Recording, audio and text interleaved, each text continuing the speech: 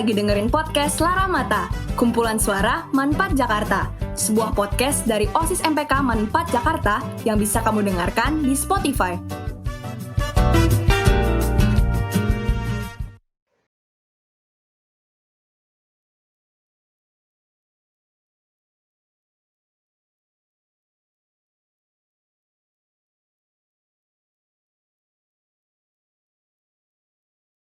Halo Adrian semua, kembali lagi di rangkaian podcast Buhman Part 12.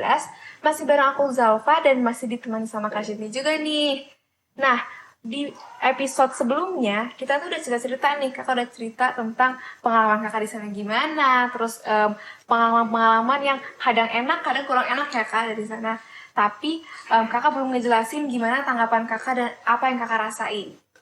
Kakak cerita nih di sebelumnya itu kalau misalkan kakak ada yang misalkan nggak diajak sama teman-teman ke party-party atau gimana-gimana, ataupun misalkan susah buat cari hal food, ataupun misalkan curi-curi waktu gitu ya, atau sholat di sebelah di corner sebelah corner gitu-gitu kan agak susah ya kak. Nah itu kakak tuh rasanya gimana sih kak harus melakukan semua itu? Sebenarnya kalau misalnya kayak buat cari waktu sholat itu ya, misalnya lagi jalan sama teman-teman, terus habis itu kita lagi nge-mall, terus cari tempat sepi buat cari tempat sholat, malu sih, karena kayak di depan umum gitu ya. Sebenarnya ya kuatin mental aja sih kalau kayak gitu, sama belajar buat gak malu. Harus mengatakan apa yang harus kita prinsipkan ya kak. Benar, harus berani juga. Iya, harus berani. Oke. Kalau nggak kayak gitu nanti kita bakal kebawa sama harusnya. Susah ya, harus ini juga. Oke. Nah, terus kalau kakak tanggapannya gimana sih kak? Pernah nggak ada nanya kayak kenapa pakai kerudung, kenapa sholat dan lain-lain? Kalau pakai kerudung enggak sih, mungkin sholat gitu ya. Kenapa kita sholat tuh banyak banget 5 kali gitu ya. Terus habis itu aku jawabnya sih gini aja ya, mereka kan juga punya waktu ibadah gitu ya. Jadi ya emang waktu ibadah kita ya segitu. Gitu sih. Tapi kakak bilangnya kadang ada nggak kak yang aduh males banget jawab nih gitu, terus yaudah diisengin aja gitu, ataupun misalnya kakak selalu bilang dengan kayak gitu caranya? Gimana? Selalu bilangnya tuh apa kayak tadi misalnya kakak jelasin kalau emang waktu ibadahnya kayak gini, emang waktu ibadah saya 5 kali sehari, atau kadang kakak udah capek banget ditanya-tanyain gitu? Sebenarnya karena mereka juga familiar gitu kan sama kayak budaya orang Malay, karena orang Malay kan juga tinggal di Singapura, jadi kurang lebih mereka udah ngerti lah. Jadi aku juga ya karena itu biar buat pengetahuan mereka juga, jadi mereka tahu apa aja yang harus aku lakukan gitu ya, apa aja yang aku boleh makan, apa aja yang aku nggak boleh makan. Jadi ya mau nggak mau emang harus menjelasin sih, karena kalau nggak mereka nggak bakal ngerti gitu. Oke. Nah, tadi kakak sebelumnya juga udah mention kalau kakak pernah magang di Singapura berarti? Iya. Nah, itu ada nggak kak hal-hal atau pengalaman yang menarik banget nih? Masalah apa dulu nih? Mungkin tentang kakak karena ada sebagai muslim, ataupun ada diskriminasi lah saat. Mungkin kadang kan di perusahaan gitu suka ada kayak makan malam bareng gitu ya.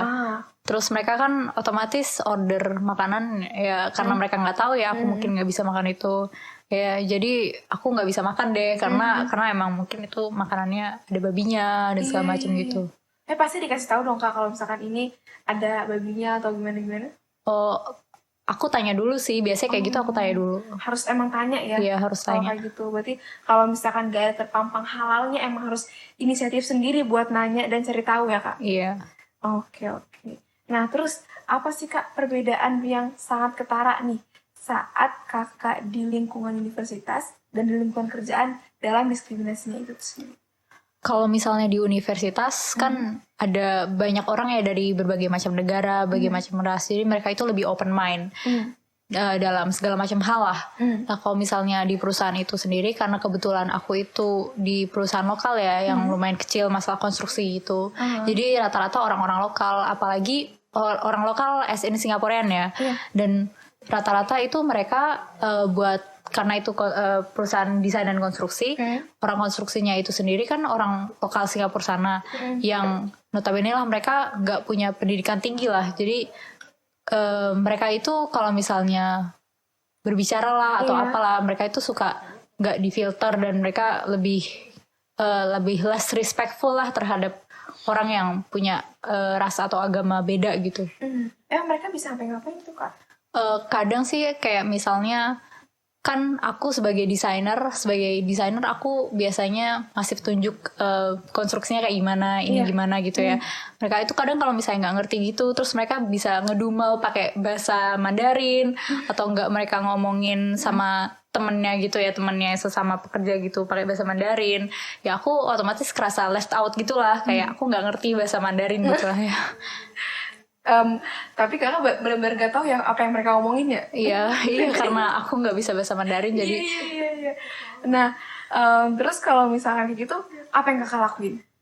Kalau lagi kayak gitu harus belajar biar bisa ignorant gitu sih. Biar less sensitif gitu sama segala hal ya, walaupun misalnya kamu tahu itu ngomongin kamu atau apa gitu ya.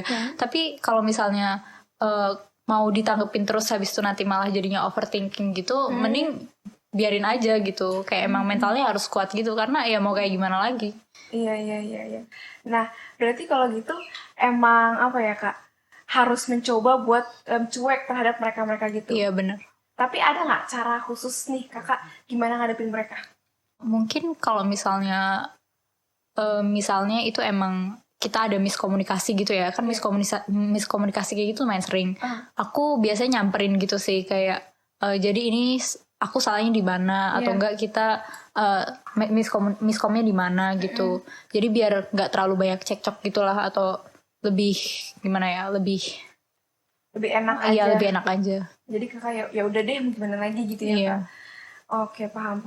Tapi nih Kak, selama Kakak Kakak magang di sana, mungkin Kakak sebagai muslim atau Kakak karena berhijab ada nggak? Ya sayang nih gara-gara muslim, atau sayang nih gara-gara apa gitu? Dulu sih sebenarnya waktu aku kuliah ya sama profesor aku ada tuh, jadi dia itu kita tuh ada tugas gitu kan buat desain sesuatu. Nah terus dia sempat bilang ke aku kayak gini, desain kamu bagus nih, sayang ya kamu nggak bisa bahasa Mandarin, kayak sayang ya kamu bukan Chinese gitu, karena di sana tuh emang kebanyakan kalau misalnya di bagian konstruksi gitu pasti pekerjanya itu Chinese, orang Mandarin gitu kan. Maksudnya mereka pakai Mandarin gitu ngomongnya ke kontraktor.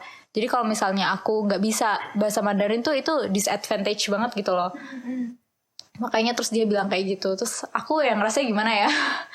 Tapi sebenarnya itu jadi salah satu motivasi aku juga sih. Kalau misalnya aku jadi kerja di Singapura, mungkin aku biar lebih lebih komunikasinya lebih enak sama orang konstruksinya, sama kontraktornya, aku mungkin bisa belajar Mandarin gitu kali ya. Karena nggak ada salahnya juga kan nambah belajar bahasa baru. Iya. Berarti gara-gara bahasa juga sih. Iya. Tapi nggak ada ya Kak yang bisa gara-gara kamu foreigner nih jadi susah gini gitu. Kalau misalnya foreigner buat dapat kerjaan di Singapura tuh emang lumayan relatif susah sih, karena emang di setiap perusahaan itu mereka itu ada ketentuan dari government-nya. Kalau misalnya perbandingan foreigner sama orang lokalnya sendiri itu harus 1:10. Oke. Kenapa tuh Kak? Maksudnya Kakak tahu nggak kenapa bisa kayak gitu? Singaporean pride sih, emang mereka mau memajukan negaranya sendiri ya daripada membiayai orang luar. Tapi dari sisi gaji beda nggak salary-nya tuh? Kalau dari salary buat foreigner sama non foreigner ya maksudnya, kayaknya sih sama ya. Cuma emang buat dapet pass-nya itu kayak working pass-nya jauh lebih susah. Oh, jadi sebelum masuknya itu yang agak susah gitu ya Kak? Masuknya susah. Terus selain itu mungkin biaya edukasi gitu kali ya, sama kesehatan gitu lebih mahal buat foreigner. Karena biasanya kan emang kurang tahu ya, cuma kayaknya kalau misalnya masalah healthcare itu kalau Singapura kan memang mereka punya kayak insurance sendiri gitu, jadi buat foreigner lebih mahal.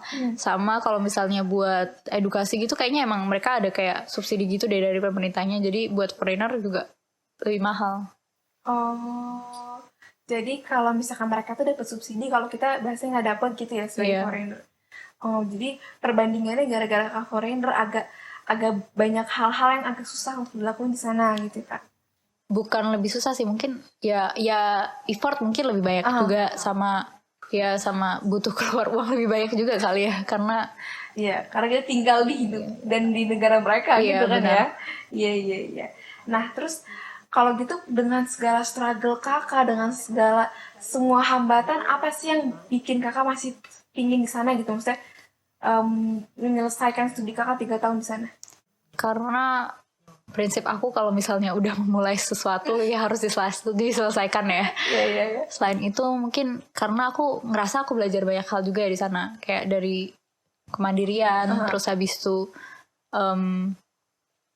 belajar jadi ya independen gitu, terus habis itu mungkin belajar budaya mereka juga gimana, sama mungkin work ethic ya, karena mereka itu di sana rata-rata kerjanya efisien banget gitu loh. Kayak ya walaupun misal jam kerjanya dari jam 8 sampai jam 6, cuma mereka jam segitu itu selesai kerjaan, jadi mereka nggak ada istilahnya kayak ngundur-ngundur waktu lagi buat misalnya ngerjain kerjaan yang hari sebelumnya ke hari-hari setelahnya gitu. Misalkan bawa kerjaan ke rumah gitu Iya. kan sering banget ya orang Indo ya kak. Masih ditelepon-telepon, tapi gitu nggak kak? Iya sih, tapi kalau misalnya kayak gitu emang case khusus, kalau misalnya emang lagi set up buat konstruksi gitu sih. Jadi emang mau nggak mau kadang harus ke lokasi dan segala macam gitu. Oke, paham. Nah, tapi menurut kakak ada nggak sih perbedaan nih diskriminasi di Indonesia gitu kan? Kita kan kadang suka body shaming lah, ataupun dari warna kulit, kadang masih ada aja gitu. Ataupun kita terhadap orang Chinese nih, malah kebalikannya di Singapura. Nah, itu apa yang paling beda di Indonesia dan di Singapura? Sebenarnya kayaknya kalau misalnya masalah body shaming di mana-mana ada ya. Di tempat kuliahku juga masih ada. Bahkan kalau misalnya kayak tempat kerja gitu, apalagi kalau misalnya bagian sales gitu ya, pasti dilihat dulu dari apa cantik atau enggak dan segala macam gitu ya. Tapi di ranah kakak, manajer kakak, desain gitu masih ada tuh kakak gitu-gitu diskriminasi gitu. Mungkin emang ada beberapa kayak perusahaan gitu yang mereka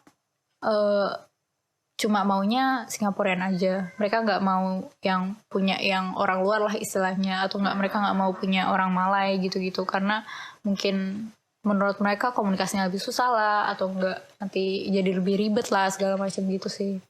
Berarti sebenarnya kalau di kerjaan itu mother language-nya itu bahasa Mandarin atau gimana? Sebenarnya bahasa Inggris, cuma tuh karena di industri kita kontraktor itu mereka rata-rata pekerja kayak tukang lah istilahnya. Mereka itu karena pendidikan mereka nggak tinggi kan, jadi mereka itu bisanya bahasa mother tongue mereka masing-masing. Kayak misalnya mereka orang India ya, mereka biasanya orang India gitu, bahasanya bahasa India gitu.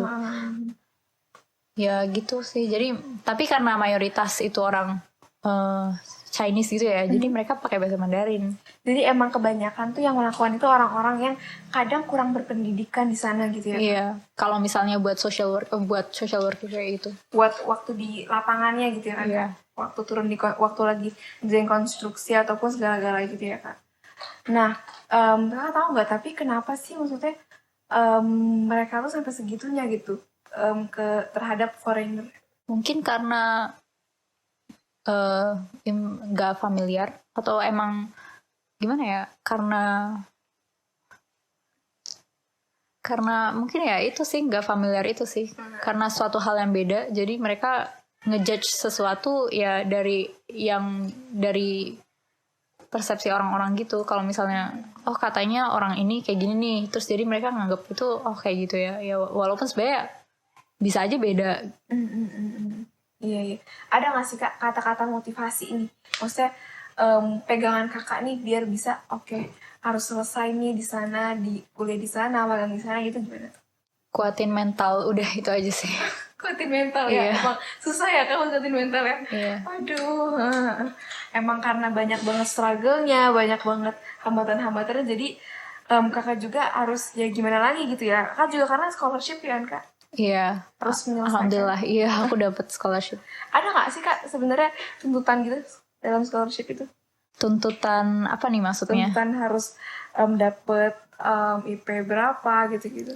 Kalau misalnya IP kayaknya nggak ada, cuma kalau misalnya outcome-nya paling sesuatu yang harus dipublish gitu sih. Terus kebetulan kayak aku pernah magang, terus project-project itu dipublish gitu. Jadi aku udah ada publikasi sendiri gitu. Oke. Jadi udah terpenuhi. Nah, tapi kalau gitu kalau ditanya mau mendingan kerja di Indo apa kerja di luar nih Kak? Sebenarnya kalau misalnya mau nyaman, nyamannya sih kerja di Indo ya. Iya. Karena udah familiar, apa-apa enak, ngomong gak susah, makan juga enak. Tapi kalau misalnya di Indo, buat aku sendiri ya, buat interior designer tuh masih underpaid. Beda sama di Singapura. Di Singapura itu mereka buat worker kayak gini tuh ada kayak minimum wage-nya gitu, dan itu kayak lumayan lah 2.400 buat dapat working pass. 2.400 24 juta kalau dirupiahin. Iya. Itu jadi setiap kayak misalnya diploma itu ada rate sendiri, terus kalau misalnya udah S1 ada rate sendiri gitu. Jadi emang lumayan tinggi lah ya, walaupun biaya hidup di sana juga tinggi juga ya. Iya. Itu berarti 24 juta itu per bulan kah? Atau? Iya, per bulan. Oh, cukup enak juga sih kayak. Nah, berarti tadi kakak ada nggak sih kak pesan-pesan, maksudnya buat orang-orang nih yang lagi kuliah di sana kesusahan gara-gara mungkin sering didiskriminasi sama lingkungannya ataupun lagi kerja magang di sana, ada nggak kak kata-kata yang ingin kakak sampaikan? Kalau buat pesan aku ya, karena selama ini aku udah 3 tahun di sana dan ngalamin banyak banget hal yang tidak mengenakan. Iya. Harus coba untuk bisa ignorant. Emang knowing ignorance is a bliss gitu loh. Jadi kalau misalnya jangan overthinking akan hal-hal yang walaupun mungkin dia itu ngomongin kamu, cuma kalau misalnya nggak kamu tanggepin juga there's nothing wrong with that gitu loh. Jadi malah itu bakal memperkuat mental kamu gitu. Jadi coba bisa ignorant dan kuatin mental kamu, itu sih. Trying to ignorance ya kak, itu penting banget. Nah, berarti tadi kakak udah sempet ngejelasin gimana tanggapan kakak, terus respon kakak terhadap diskriminasi di sana, terus sempet mention ngejelasin kakak magang tuh di sana gimana, internship di sana gimana gitu kan kak. Nah, mungkin Adrian semua kakak udah nyimpulin semuanya nih, udah banyak banget yang kakak cerita, ada kakak jelasin, kakak sharing. Apa lagi nggak kak yang punya kakak sampaikan? Apa ya? Atau maksudnya gimana ya? Maksudnya ada nggak kunci kakak nih bisa bertahan gitu, atau misalkan kayak tadi kakak bilang balik lagi ke buat membangun negeri ataupun gimana? Kalau misalnya gimana caranya beradaptasi terus bertahan biar di sana sih, pertama itu ignorance, kedua berbuat baik sama semua orang. Jadi nggak pandang ras, nggak pandang umur, nggak pandang agama. Berbuat baik aja, karena nanti kebaikan itu bakal balik lagi kamu, walaupun mereka mungkin maunya kayak give and take gitu ya, nothing's free gitu. Cuma kamu kalau bisa ya tanpa pamrih aja gitu, karena nanti suatu saat kamu bakal dibantu juga gitu. Mereka. Iya. Oke, berarti kita harus toleransi pertama kak. Abis itu juga harus apa tadi kakak bilang kalau misalkan trying to ignorance, kalau misalnya gitu kan, karena sampai kapan kalau kita mau overthinking mulu kan nggak ada habisnya ya kak, kita nggak bisa berkembang juga kan akhirnya kak. Nah gitu aja nih Aldarian, karena udah selama 20 menit ini kita bahas tentang masalah diskriminasi di sana, dan tadi juga udah pengalaman kakak selama tinggal dan mengemban ilmu di luar negeri sana.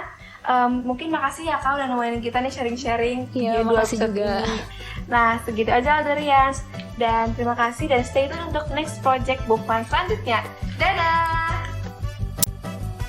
Terima kasih telah mendengarkan podcast kami. Semoga dapat bermanfaat ya. Jangan lupa untuk dengerin terus podcast Lara Mata dan follow sosial media Bofman 4 dan ICT Man 4 Jakarta.